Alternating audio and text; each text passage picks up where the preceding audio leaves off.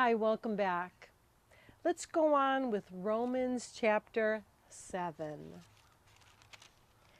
And Paul writes, "Do you know, brothers, for I am speaking to men who know the law, that the law has authority over a man only as long as he lives? For example, by law, a married woman is bound to her husband as long as he is alive, but if her husband dies, she is released from the law of marriage." Same with the man. "So then if she marries another man, though, while her husband is still alive, she is called an adulteress. But if her husband dies, she is released from the law and is not an adulteress, even though she marries another man." Now, Paul is using this as an analogy as we go on to show that during times past, before Christ came and died on the cross in fulfillment of the prophecies that the Messiah would come, now that he's come, we're no longer married to the law, but we're married to Christ. And we're free from the law, free from condemnation because we cannot keep the law on our own. Only Christ, Jesus our Lord, fully kept all the commandments. And that's why he could be the perfect lamb sacrifice who died on the cross, shed his blood for the sins of all mankind. His blood was sinless, and so God received his life as a sacrifice, as a ransom for many, for all who come to God through Christ Jesus. And so this is what Paul's talking about, and he uses the analogy of a woman who's married. Once her husband dies, she's no longer bound to her vows and can marry again. "So, my brothers, you also died to the law through the body of Christ, excuse me, that you might belong to another, to him who was raised from the dead, in order that we might bear fruit to God. For when we were controlled by the sinful nature, the sinful passions aroused by the law were at work in our bodies, so that we bore fruit for death.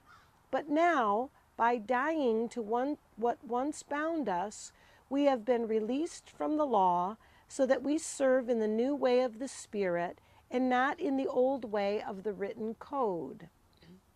What shall we say then? Is the law sin? Certainly not," Paul says. "Indeed, I would not have known what sin was except through the law.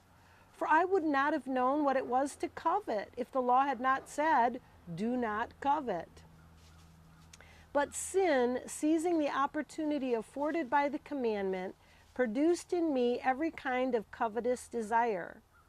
And then he goes on to say in verse 12, "So then the law is holy, and the commandment is holy, righteous, and good." Amen. Verse 14, "We know that the law is spiritual, but I am unspiritual, sold as a slave to sin. And I do not understand what I do, for what I want to do, I do not do. But what I hate to do, that I do. And if I do what I do not want to do, I agree that the law is good. As it is no longer I myself who do it, but it is sin living in me. I know that nothing good lives in me, that is, in my sinful nature. For I have the desire to do what is good, but I cannot carry it out. For what I do is not the good I want to do. No, the evil I do not want to do, this I keep on doing." That's how it was for me before I came to Christ. I mean, I was raised in the Catholic Church. I believed all the fundamental truths. I was taught that, Jesus was born of a virgin. He lived a sinless life. He was the God-man, and that he died on the cross for our sins. He rose from the dead. On the third day, he ascended into heaven. I believed all those truths, but unfortunately, I wasn't taught that I could truly accept him as my Savior, have my sins washed away, and I didn't have to become a nun and do all kinds of good works to be saved.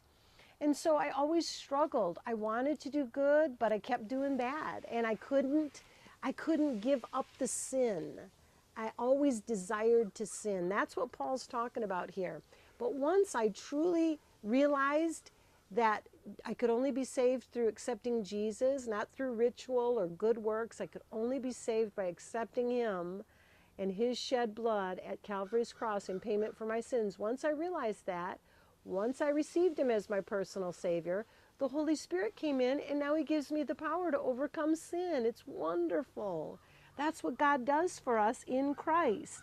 But Paul is really comparing here just the struggle with sin that we have before coming to Christ. Now, we can still struggle with sin after coming to Christ if we don't do what we read about yesterday and do not offer our bodies as instruments to sin. And Paul, in the rest of this chapter, points out the answer to his dilemma. He says in verse 21, "So I find this law at work in me. When I want to do good, evil is right there with me," our sin nature. "For in my inner being, I delight in God's law. I delight to do good. But I see another law at work in the members of my body, waging war against the law of my mind, and making me a prisoner of the law of sin at work within my members." Verse 24, "What a wretched man I am! Who will rescue me from this body of death?" And then he follows it with the answer, "I thank God, through the Lord Jesus Christ, I will be rescued from this body of death." And then he says, "Through the power of the Holy Spirit, I will be able to overcome this flesh, this sin nature in me that wants to rule and reign. Instead, I'll offer my body as a sacrifice to Jesus Christ to be used for his glory, for the saving of souls, and for the building up of the body of Christ." Amen? That's the good news of the gospel. And that's Romans 7 in a nutshell. I hope you enjoyed it with me. I hope you enjoyed my crow back here too outside today, who keeps crowing. And it's kind of like the raven, from Edgar Allan Poe's poem. But I'm not going to give in to that raven. I'm not going to give in to that sin nature or the devil. I'm going to continue to serve our Lord and Savior, Jesus Christ. I pray you will too.